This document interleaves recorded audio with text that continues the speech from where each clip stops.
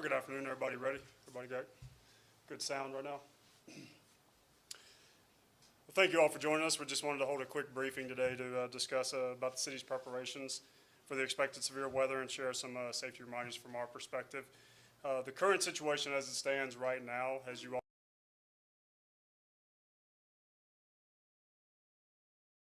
is under a flood watch at least until early Friday afternoon. Right now we're in a bit of a transition between the rain system and remnants of Hurricane Helene, which we expect to slide into our area this evening and into tomorrow morning. Looking at potentially 2 to 3 more inches of rain as well as strong winds, but we know that the weather can obviously be unpredictable and subject to change. So could see more rain, could see less, but we know that's what the weather system is calling for right now. We expect to have another weather briefing from the National Weather Service shortly, and if any significant changes happen or that we learn of any significant changes to the weather system, we'll be sure to pass those along. First and foremost, I want to say our department, KFD, and the city as a whole is actively and aggressively monitoring this weather system and the potential impacts in the community. Thankfully, right now, we're not aware of any significant impacts within the community. However, we are in the advanced planning stages, preparing our staff and resources in the event they are needed to be able to respond to any needs as they emerge in the community. This afternoon, we have additional briefings scheduled. National Weather Service briefing is happening right now.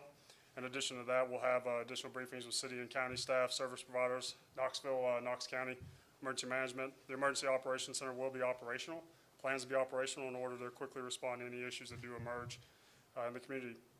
Our biggest concern when looking at the weather briefing we're seeing right now, I'm sure is similar to what you all are seeing on your ends with the predicted weather, is the strong possibility of flash flooding, and more importantly, probably is the strong winds, the damaging winds, calling in winds that could exceed 50 miles per hour overnight into Friday morning. So that obviously has the potential to down trees, power lines, and cause some damage to homes and businesses. So we strongly encourage, we wanted to get in front of this and wanted to strongly encourage, get out in front of some of these, the public safety reminders we have, as is why we want to encourage residents to continue to monitor the system as it develops and prepare accordingly. Have multiple ways to receive emergency weather updates. Make sure your devices are well charged and that you have a charging device with you if you're traveling. And please, please, please, we cannot emphasize this enough. Use extreme caution when you're on the roads. Pay attention and put away any distractions. Look out for standing water and don't ever attempt to drive through floodwaters, and cannot emphasize this enough. If you encounter floodwaters, please turn around, don't drown. And if you have anything outside that could be blown away or damaged, consider bringing it inside or strongly securing it. So at this point, I'm going to pass it over to Assistant Chief, KFD Assistant Chief Mark Wilbanks to talk about what KFD is preparing for on their end. Good afternoon. So the Knoxville Fire Department we have increased our posture on our response plans. We have a couple of quick response vehicles that we will start staffing up this evening, which means instead of putting the bigger fire trucks out on the road, we'll be using some of our quick response vehicles, especially for those rapid operations and also for some emergency medical calls. Secondly, our swift water team's on standby, and they are ready to be called in as a moment notice. We also have some folks that are on shift right now that are on our swift water team. So if anything started to pick up, we would be able to quickly respond to it. Our staffing is pretty much at normal levels right now. Potentially we could increase our staffing some tomorrow if we need to. One of the biggest things that we want to talk about is not driving past those barriers, not driving into standing water. As Scott mentioned before, turn around, don't drown. One of the biggest things that we see when we start having localized flooding is vehicles that get stuck in the water, and we have to effect some type of rescue. We would really like to be able to avoid doing that, so we'd like to caution people to stay away from that. Second thing I briefly want to talk about is generator safety. If you do have a power outage and you're using a generator, make sure, number one, that your generator is connected properly and it is a safe generator. Number two, when you refuel your generator, please make sure that you allow it time to cool down before you add additional gasoline or diesel fuel to it. That eliminates the potential for fire. And lastly, we don't ever want to operate a generator inside of a home or inside of a garage, outside, away from your air conditioning units, fresh air intakes, and things like that.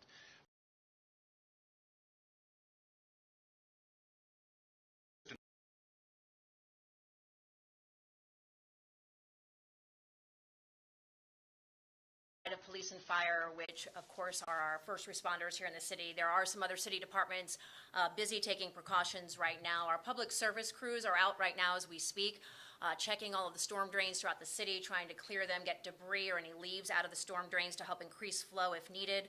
Also, we have some overnight crews that will be staffed and ready to come in. We're talking about our crews that would deal with downed trees throughout the city if need be throughout the evening.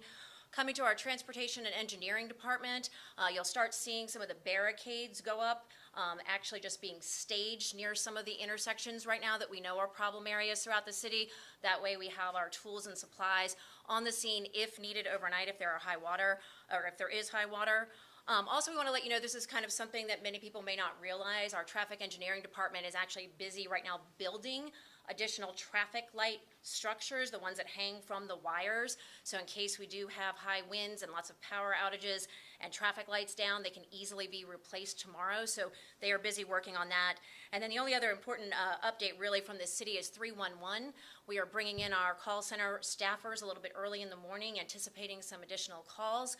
They will be standing ready to connect anyone with services if need be throughout the night and early in the morning tomorrow. Outside of that, again, we really just collectively want to drive home the fact that we're doing this out of a precaution. We want to be prepared. We want the people of Knoxville to be prepared as well. If you can stay home, if the storm picks up overnight, please do so and stay off the streets. Again, as Scott said, make sure you charge your devices and also have multiple ways to get those weather alerts throughout the night. We, the three of us, as well as other city staffers, will help keep social media channels updated throughout the night and into tomorrow, and we'll push out the most important information as soon as we can. We do have time for a few brief questions if anyone has any. I have a question. The storm is slated to hit landfall at around 8 o'clock tonight. When are we going to see an increase in the rain and the wind that we're so much anticipating? According to the last briefing from the National Weather Service, we could experience any of this weather system into tonight all the way into tomorrow morning.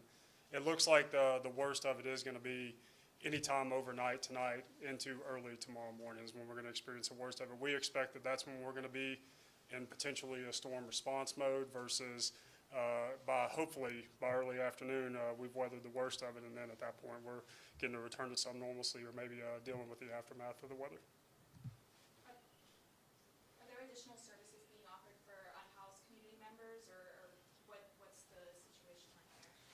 At this time, I don't have any definitive answers to that. You might want to reach out to the Joint Office of Housing Stability, or I can reach out to Aaron Reed and circle back with you and get you some answers. Chief, 2 comments. With the dry conditions that we've had this whole summer, it seems like, and now we're in a situation with the rain, and with this wind coming through, you're going to see power lines coming down. Is this a big concern for you with the powers coming down and maybe hitting some of this brush that's it's still, even though it's wet, it's still very dry and it could burn quickly? I mean, is this a concern? And if it's a concern, what are you doing to be prepared for something like that? You know, anytime a power line comes down, it is a concern because not only can they cause issues with people's homes, start fires in homes, they can start fire in brush and different things like that. As far as it being dry, we've had a little bit of rain, so hopefully that's going to help the situation some. It's our typical response. Once we determine that a power line's down and it's energized and not safe, we'll make sure that the area is cordoned off and safe until the utilities district can get the power turned off. We always work very closely with KUB on those situations. And I know every call that you all respond to, this is for either one of you, is important, but you know, when severe weather comes through, do you kind of prioritize calls a little differently? How does something like that work out? You know, that's a great question. We do work on a priority basis just about all the time in the fire department. So sometimes we have to take a closer look at those calls and see if we actually need to send a fire truck on it, or can we send one of our quick response vehicles on it, or can that call be held for a brief period of time until we can get an appropriate unit available to respond to it. So yes, we do take a little bit harder look at those calls. We will have somebody in the dispatch center this evening, and they will help with determining what exactly we need to go out on, or if it's something we can hold for a few minutes, or if we can cancel the call altogether. That's very unlikely that we would cancel it. I can tell you that during the last snowstorm, we didn't miss a single call citywide, as a matter of fact countywide, because we were able to do something just like that and prioritize calls. I would add, I don't have much to add from what Assistant Chief Wilbanks added, but I would add that that's part of the purpose of the EOC, as well as our own Tactical Operations Center that we have set up here. We have a KFD representative, and that is called management, right? Because we're using all of our resources, getting the resources we need as quickly as we can to deal with the actual storm system, the weather event we're dealing with, while also managing the calls for service. So that's the purpose of when we pull together these emergency operations centers, as well as our own tactical operations center. It's called management. You guys mentioned you're working closely with KUB. Do we know of any precautions that they may be taking in order to prepare for the storm? I would refer you to KUB. I know, I have full confidence in KUB. I know, the last big storm we had, where we had significant at one point power outages. You saw how quickly they got almost full power restored in the city. So I would refer you to them in terms of any precautions they're taking. But we have full confidence in that they'll be ready and available to support their customers. Anything else? Appreciate y'all. Thank you very much.